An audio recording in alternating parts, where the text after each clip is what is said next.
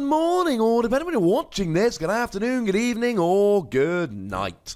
My name is Ross, and as always told, I had a voice of radio, and today I am delighted to let you know that Pokemon communication is back. Ladies and gentlemen, we are seeing the return of a card that we haven't actually seen for quite some time. But it's an extremely good card, and it's seen an awful lot of play. The card is Pokemon Communication. Now, nominally here, our translation comes from the lovely David Hochmann over at limitlesstcg.com/translations, but, I mean, it's Pokemon Communication. We all know what it does. This isn't a new card, and as though the artwork's a little bit different, as soon as we know it's Pokemon Communication, we're good to go. Now, for a little while, this came out in the core sets. It came in Heart Gold, Soul Silver, still the best artwork, just putting that one out there. It then came out in Black and White, and then that was it. Didn't come out in X and Y, and it didn't come out in Sun and Moon, and it's been forgotten for a little while. Well, now it's back. What does it do? Well, it says that you get to shuffle a Pokemon from your hand into your deck, and then search your deck for any Pokemon and put it into your hand. Put more simply, you get to swap a Pokemon in your hand for a Pokemon in your deck. And there are an awful lot of good things about this. Clearly, this fits really, really nicely into Pokemon heavy decks. So I profiled a deck on the channel just yesterday or a couple of days ago, depending on how the structure works in my videos.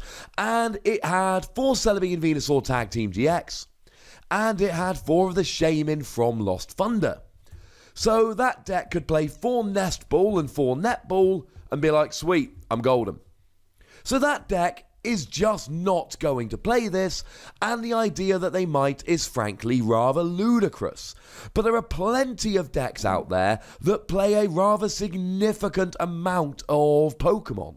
I mean, if we go back to Jimmy Pendarvis's deck, with which he won the Roanoke Regional Championships, the last big regionals in North America, we see 21 Pokemon. That is a very large amount of Pokemon, and it's kind of those decks which are going to really make use of Pokemon communication. Because we've all been there, where you just have the wrong Pokemon in hand, and you end up in awkward situations. Now, to be fair, we don't currently have Professor Sycamore in format. Because with something like this, I mean, it was Juniper back in the day, this could be really awkward, and Pokemon communication could save you. You really didn't want to play a Professor Sycamore when you had a bunch of stage 2s in your hand. Let's say Mamoswine because, you know, Mamoswine.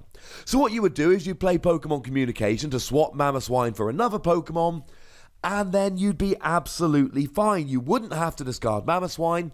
You keep it in your deck for later on with the added bonus of getting another Pokemon. It means that you get your basics in the early game without getting your stage 1s and 2s, and it means that you get your stage 2s and 3s in the late game. You can get rid of all of those basic Pokemon, I mean, you know, let's go Swinub, so that they're not clogging up your hand, so you can switch it for the evolutions you're actually looking for. It means if you draw that Tapu Lele when you don't need a supporter card, you can get rid of it and get something else instead. I mean, in some decks, think Granbull for instance, Granbull you need 0 cards in hand. And sometimes you end up with a Pokemon in hand you just don't want. Now, of course, a lot of these Granbull decks play something like Mysterious Treasure, so that they can search it out using Macargo and Oranguru, and then you basically just use Mysterious Treasure to discard a card from your hand. And sure, maybe later on in the game you find your Rescue Stretcher and get it back, but is discarding a card from your hand really the best thing to do? Pokemon communication here would have the dual whammy of getting rid of the card you didn't want, while switching it for one that you did. It's such a useful card.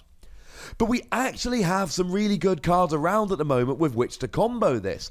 And one of my absolute favourites is Professor Elm's Lecture. I think the combination of these two together is going to be absolutely awesome. Professor Elm's Lecture lets you search for 3 Pokemon with 60 HP or less. So if we go back to the winning deck we looked at a minute ago from Jimmy Pendarvis, you can grab yourself your routes for instance. And you can grab yourselves your Mudkip. And all of this is lovely. But you can't use it to get your Gardevoir. You can't use it to get your Swampert. You can't use it to get your Decidueye. Kind of annoying, right? But if you've got a Pokemon Communication in hand, then that basically turns Professor Owl's lecture into search your deck for 2 Pokemon with 60 HP or less, and any other Pokemon that you like. Professor Owl's lecture with this is absolutely brokenly good. Now, of course, you're not always going to have Professor Owl's lecture in hand at the same time as you've got a Pokemon Communication, and that sucks. But maybe later on in the game, you actually get Professor Owl's lecture in hand with 3 of these. Okay, it's not guaranteed to happen, maybe even slightly unlikely. But if you did, it would just do ridiculous things for actually helping you get set up, helping you to arrange your Pokemon on the field.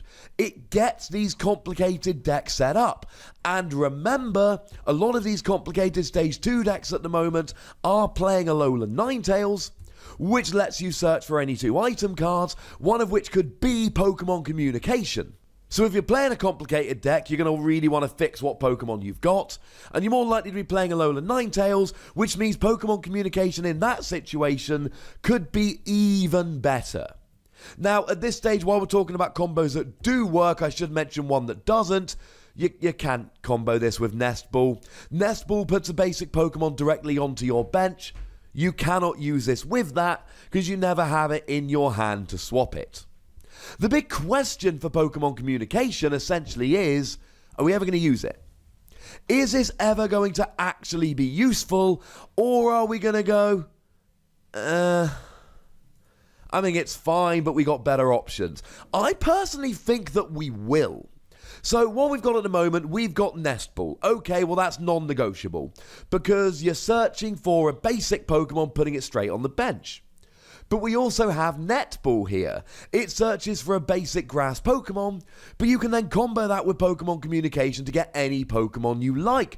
Let's say you're playing a Sceptile deck. What card are you really desperately going to want as soon as you possibly can? Grovyle. Clearly Grovyle, so you can then keep searching out your Pokemon for the rest of the game. And this helps you turn a Netball into getting you a Grovyle, whereas it would generally only get you a basic Pokemon before. We're all playing Timer Ball at the moment, and Timer Ball is lovely, but it only gets you evolutions, and it only gets them on a coin flip. We're all playing Ultra Ball at the moment, and look, Ultra Ball is great. Ultra Ball is a phenomenal card. The problem with Ultra Ball is you got to discard 2 cards from your hand. And a lot of the time we don't really want to discard 2 cards from our hand. And there's a whole bunch of people out there playing Great Ball at the moment. Well, Great Ball's not actually that great, ironically given the name. You look at the top 7 cards of your deck, you find a Pokemon, you put it in your hand. It is really not very reliable. But if you want an evolved Pokemon, your choices are Ultra Ball, you got to discard cards. Timer Ball, it's on a coin flip. Great Ball, you never know what you're going to get. None of them are stunning options. Now, we do have the aforementioned Mysterious Treasure, but firstly, you've still got to discard a card from your hand, and secondly, it only gets you Psychic or Dragon Pokemon, and sometimes that's going to be good, but that is not always going to be good, and that is essentially where we fall down with this card. It is a really good card, and if you're playing decks with few Pokemon, it's probably not going to work. Because you need a Pokemon in hand at the same time. If you have no Pokemon in hand, this is a pointless card. But in decks with lots of Pokemon, this is great. And decks with Professor Owl's lecture, this is great. To be perfectly honest with you, any deck where you're playing other Pokemon search, where you're playing a few Pokemon, this is going to be really nice because it gets you set up. And it gets you what you need. It saw a lot of play when it was legal before. I see no reason whatsoever it won't see a lot of play now. I don't usually do full videos for reprints, but having said that, the last time it was reprinted was in the black and white base set. Anyone know when that was released? April 2011. Yeah, it was our May set that was actually released in April. It was a bit weird. That was 7.5 years ago.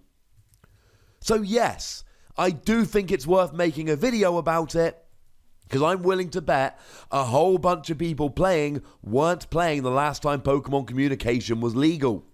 There we go, ladies and gentlemen. To give this a score, I reckon between 4 and 5 Wassies. We don't give half Wassies.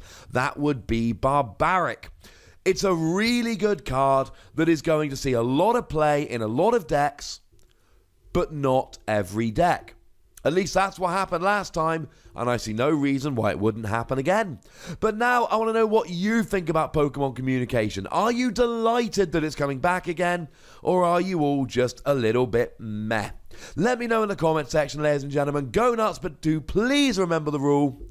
Be nice, would ya? And then make sure you like this video, subscribe to this channel, follow me on Twitter at @TheWassie, and Twitch for some live action at twitch.tv/PTCGRadio. If you want to support the channel, get some bonus podcasts and all of that, head on over to patreon.com/PTCGRadio, where you can do exactly that. And do make sure you're checking out youtube.com/WassiePlays. There's good stuff going on over there. But by far the most important thing, as always, is to look after yourselves. Until next time. Thank you very much for watching. My name's Ross, and you've been watching PTCG Radio.